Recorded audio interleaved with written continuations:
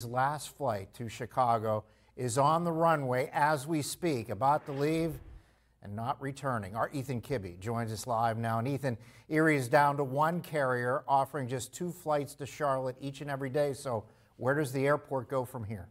Mike, that is the million or perhaps the multi-million-dollar question. Now, I do have some data that suggests that this problem is not unique to Erie. It's not that we're doing anything wrong. We're just in a tough situation. Look at this map. This is from A. Levon Pacific Aviation Consulting. They put this together since the pandemic started, April of 2020. This is every city that's lost a major carrier throughout the U.S. You can see just how many have pulled up stakes and instead they've gone to bigger cities to cash in. More people you carry, the more money you make. But those withdrawals, they leave small airports like ours in a really difficult position, struggling to find ways to survive.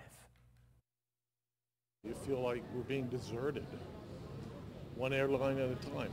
Terry Carlin and his wife enjoy flying to visit family, and they prefer to fly out of Erie. But with United leaving, Carlin says he'll have to drive elsewhere to fly west. There are times when you go up the night before because it's a very early flight. So that's not real convenient either. The last 4 years have rocked the airline industry. Travel demand soared post-pandemic, and airlines cashed in by focusing on big markets.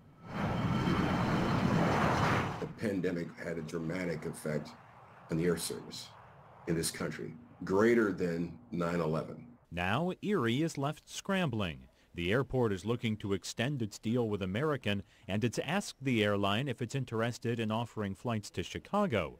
Erie's also trying to bring in an ultra-low-cost carrier, but it's competing with hundreds of other small airports. You had an inferno that was set ablaze, and it just kept raging and raging. And so we're still trying to get out of this. As the United flights leave, so too do business opportunities.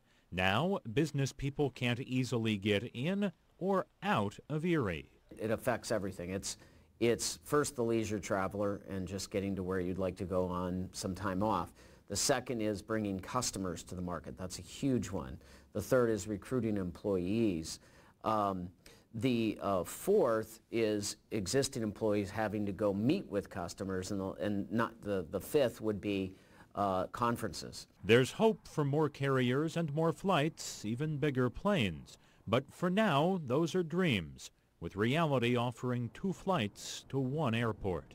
It's a big blow, but it's not the end of the story. We'll see what the next chapter of that story holds. Believe it or not, some of these airports you see here lost all of their flights. They don't have any major carriers left. In some ways, Erie's fortunate to still have one. We'll see if that can expand to 2. A critical part of that would be training more pilots. And there are programs that are doing that, including one at Penn West Edinburgh. And it is now eligible for students who receive federal loans. We'll see if that can help up the number of pilots and maybe breathe a little bit of life back into some of these airports that lost those legacy carriers. Ethan Kibbe, Erie News Now.